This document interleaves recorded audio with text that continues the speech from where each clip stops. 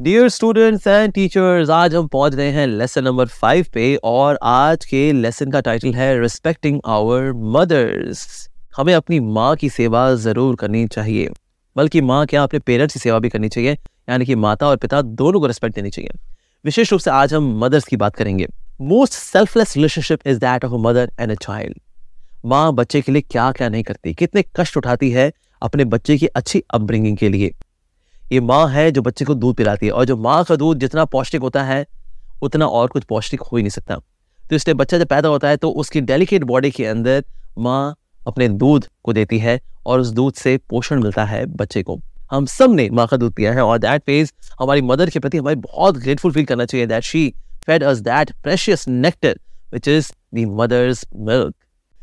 और साथ ही हमारी माँ हमारी सेवा करती है तो हमसे कोई एक्सपेक्टेशन भी नहीं रखती। वो तो बस ये चाहती है हमारा भला हो, हम अच्छे से ग्रो करें, हम एक अच्छे इंसान बन जाएं, हम भगवान के भक्त बन जाएं। बस मदर्स की तो यही एक्सपेक्टेशन होती है। बचपन में जब हम लोग अपनी नैपी में जब यूरिन पास कर देते हैं, टॉयलेट कर देते हैं, तो माँ क्या करती है, जो आसपास जो गीला हो चुका बिस्तरा होता है उस पर खुद सो जाती है और हमको सूखे में सुलाती है। सो मदर इज सो केयरिंग। वो हमारी काउंसलिंग करती है, हमको गाइडेंस देती है। जब हम गलत रास्ते पे जा रहे होते हैं तो माँ कहती है बेटा जो तुम कर रहे हो ना ये ठीक नहीं है बेटा, इससे आपको बहुत नुकसान होगा। और इस प्रकार से हमारी माँ हमको काउंसलिंग भी देती है, हमको गाइडेंस भी देती है। और इसीलिए जब कभी भी हम अपनी मदर को देखें तो हमारा हार्ट ग्रैटिट्यूड से भर जाना चाहिए कि मेरी माँ ने मेरे को कितना सपोर्ट किया है और आगे भी सपोर्ट करती रहती हैं। चाहे हम कितने सेल्फिश हो जाएं, लेकिन माँ कभी भी सेल्फिश नहीं होती, क्योंकि माँ तो बच्चों की सेवा करती है, माँ तो बच्चों को गाइड करती है। और भी एक और माँ है जिसकी हमें रिस्पेक्ट करनी चाहिए और वो है मदर काओ। जिस तरह से हमारी माँ जिसने हमें जन्म दिया था, जब वो हमको दूध पिलाती है तो हमारी माँ कहलाती है, उसी तरह से मदर काओ भी तो हमको मिल्क देती है और इसीलिए हमें काऊ को भी माँ मानना चाहिए। इसलिए गऊ को बोलते हैं गऊ माता। क्यों? क्योंकि वो भी हमें दूध देती है।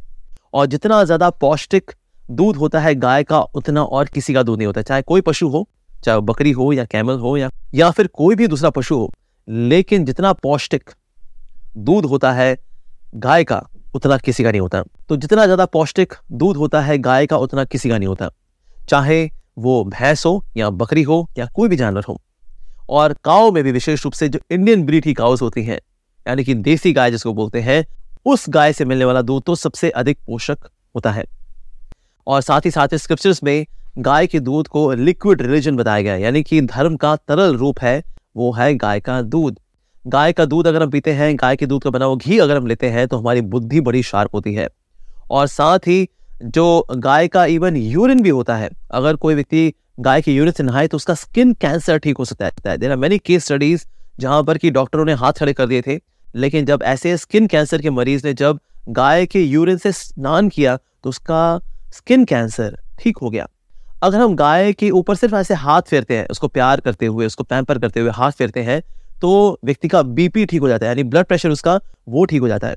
गाय इतनी महान है कि अगर कोई व्यक्ति गाय को पॉइजन भी खिला देता है तो भी उसके दूध में पॉइजन नहीं आता। यूजुअली हम जो खाते हैं, हमारे फिर जो हमारी बॉडी में बाकी जो इंग्रेडिएंट्स बनते हैं खाने के बाद, उसमें वो चीज़ आ जाती है।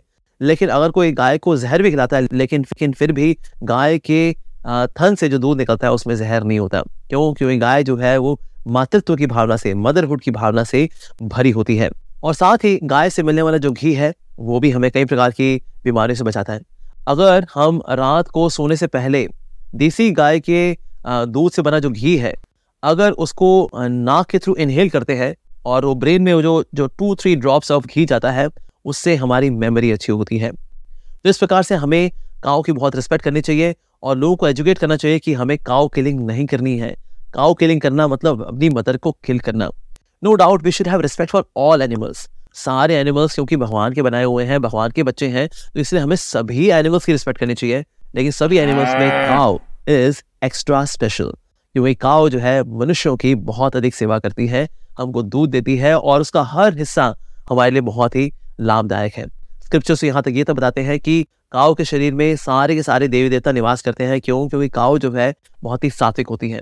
तो इसलिए हमें काऊ किलिंग को रोकना चाहिए, काऊ प्रोडक्ट्स को एनकरेज करना चाहिए, ताकि काऊ यानी गौ माता की रक्षा हो सके।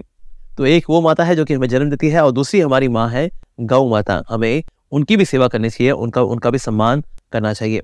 और तीसरी हमारी माँ है मदर अर्थ, पृथ्वी माँ।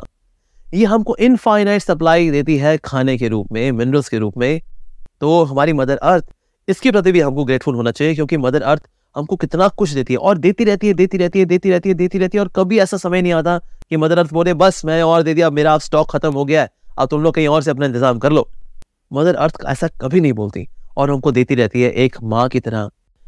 चाहे हम पृथ्वी के ऊपर चले या अपने आप को नहाए धोए उसके ऊपर, लेकिन पृथ्वी माँ ये सब कुछ सहन करती है।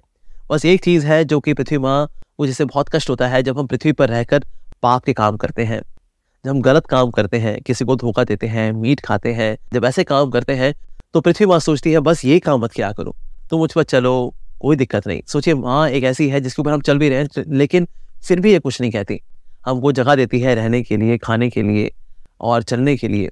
बस ये चाहती है हम लोग गलत काम ना करें। गलत जब हम काम करते हैं तो पृथ्वी माँ को बड़ा लोड लेना पड़ता है उन सिंस का, उन पाप का। तो इसलिए मदर अर्थ, उनकी भी हमको बहुत रिस्पेक्ट करनी चाहिए।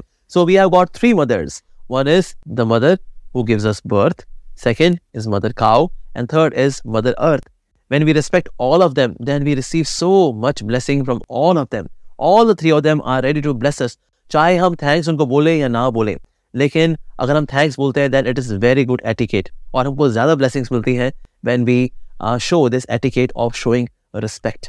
जैसे जो बच्चे माँ का कहना मानते हैं वो माँ से ज़्यादा प्यार आकर्षित करते हैं, उसी तरह से जब हम मदर नेचर का और साथ ही मदर काऊ का और हमको जन्म देने वाली माँ है और हमारे फादर भी हैं, उनकी जब हम सेवा करते हैं, उनकी रिस्पेक्ट करते हैं, then we certainly attract more grace, more blessings from them. So for more anecdotes, stories, exercises, please read Values of Life, and over there's 5th chapter, Respecting Our Mothers. इसको जरूर पढ़ेगा। Thank you very much for your kind listening. Sat Sri Akal, Shabba Khair, have a great day ahead and a very loving Hare Krishna to all of you.